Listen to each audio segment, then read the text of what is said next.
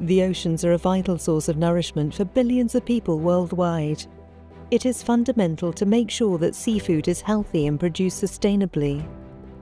By 2030, aquaculture is expected to supply 60% of the world's fish and shrimp. However, for aquaculture to grow, it must become even more sustainable.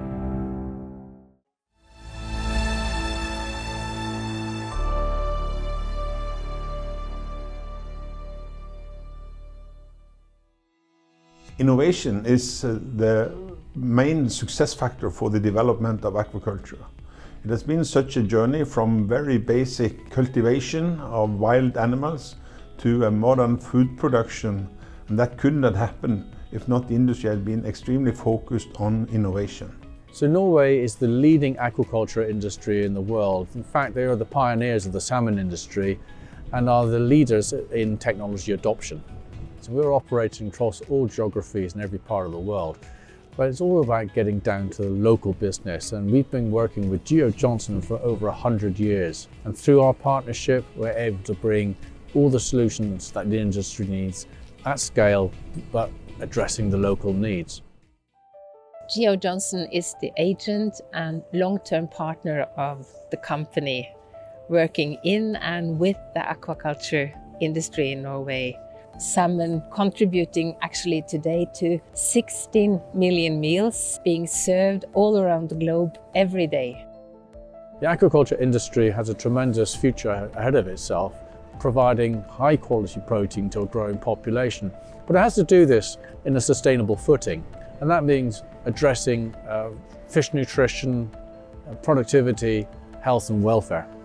The sustainability focus has broadened, and more recently we clearly have got a focus on the climate impact. 80% of the climate emissions in aquaculture comes from the feed. And finally, I will also say that one of the hottest sustainability topics is fish welfare or animal welfare.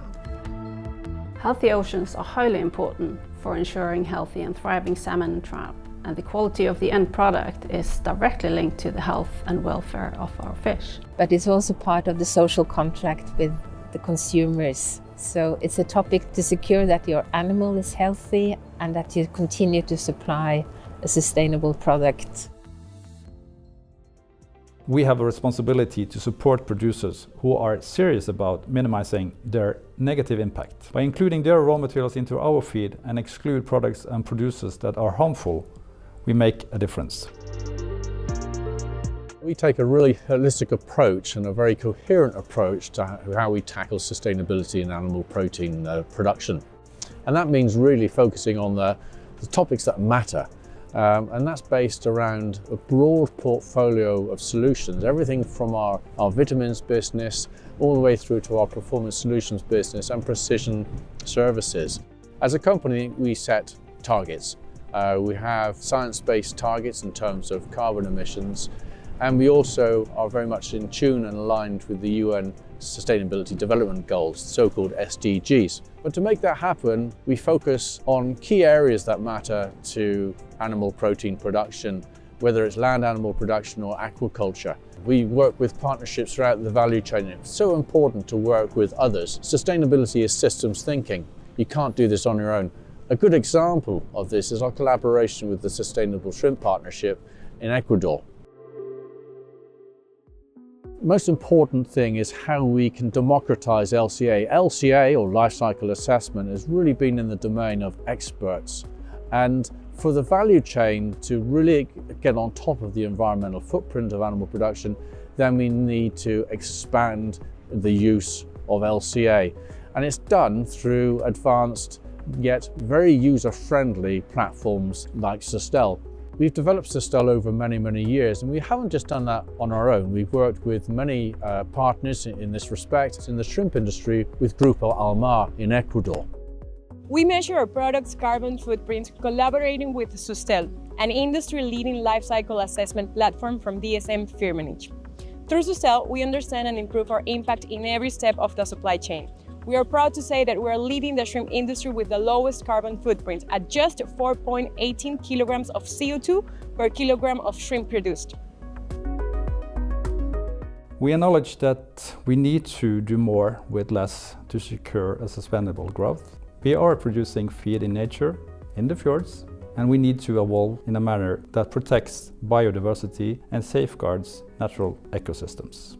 And the importance of transparency towards customers, government, and other stakeholders cannot be underestimated.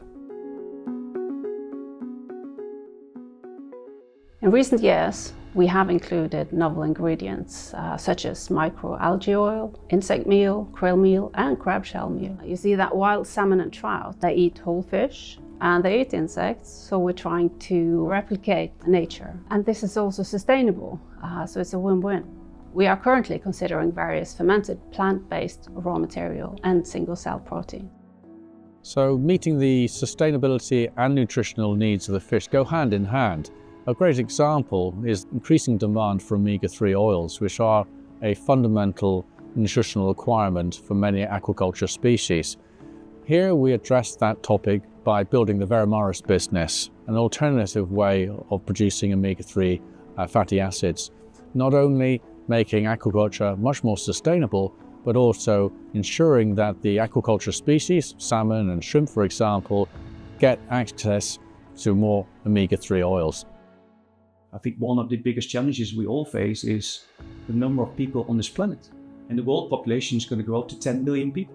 So the big question is, how do we feed 10 billion people in the future? I think aquaculture in general, warm and cold water fish play a super important role to feed the world.